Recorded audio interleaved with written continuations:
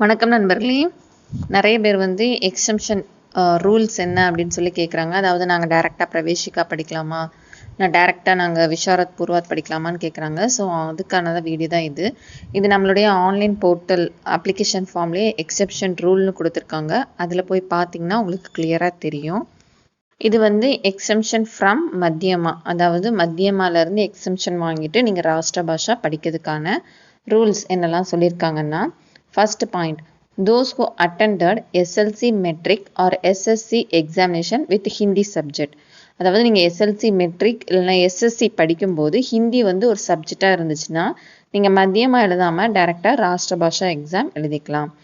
Second point, those who studied 8th class in Kendra Vidyalaya, Navodaya Vidyalaya or CBSE by studying Hindi language and passed the whole examination, or students only passed Hindi subject with 50% of marks. ஒன்று நீங்கள் கேந்திர வித்யாலயா இல்லைனா நவோதயா வித்யாலயா இல்லைனா CBSE ஸ்கூலில் படிச்சிருக்கணும்.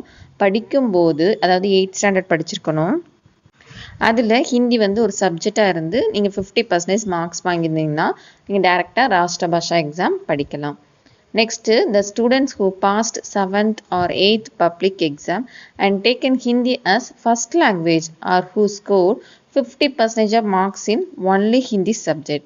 அதாவது 7th and 8th standard படிக்கக்கூடிய students வந்து ஹிந்தி வந்து ஃபர்ஸ்ட் லாங்குவேஜாக இருக்கணும்.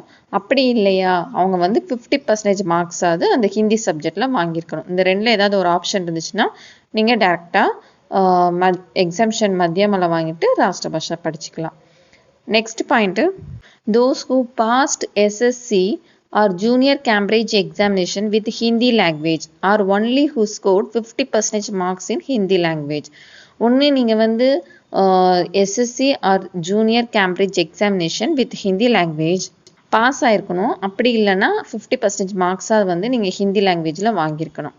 நெக்ஸ்ட்டு 5th பாயிண்ட் என்ன சொல்கிறாங்கன்னா, யூனிவர்சிட்டி டிகிரி ஹோல்டர், அதாவது நீங்கள் டிகிரி முடிச்சிருக்கணும்.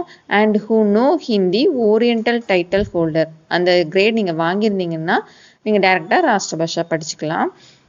Next point central government Prabodh exam pass பண்ண ஸ்டூடெண்ட்ஸ்.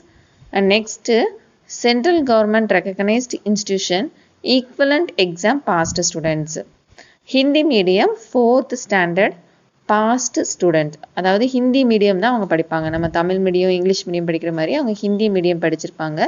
4th ஸ்டாண்டர்ட் பாஸ் பண்ணவங்க டைரெக்டாக ராஷ்டிர பாஷா எக்ஸாம் படிக்கலாம். Next 9th point, central Hindi directorate பரீட்சை exam passed student. The student who passed 9th standard with Hindi subject as second language. இந்த 10 ரூல்ஸில் நீங்கள் ஏதாவது ஒரு ரூல் கீழே வந்தீங்கன்னா நீங்கள் வந்து எக்ஸம்ஷன் ஃபார்ம், நீங்கள் ஸ்கூலில் இல்லைனா காலேஜஸில் வந்து டாக்குமெண்ட் அப்டேட் பண்ணி அதை நீங்கள் அப்லோட் பண்ணிங்கன்னா நீங்கள் டைரெக்டாக எக்ஸம்ஷன் ஃப்ரம் மத்தியமாக வாங்கிட்டு ராஷ்டிர பாஷா எக்ஸாம் எழுதலாம். இதில் கீழே நோட்ஸ் கொடுத்துருக்கிறதுல அதை தான் சொல்லியிருக்காங்க. ஸோ டாக்குமெண்ட் இருந்தால் மட்டும்தான் உங்களால் எக்ஸம்ஷன் வாங்க முடியும்.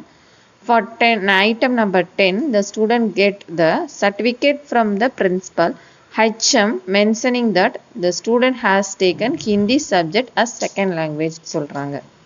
இந்த வீடியோ உங்களுக்கு யூஸ்ஃபுல்லாக இருந்திருக்கும்னு நினைக்கிறேன். நன்றி.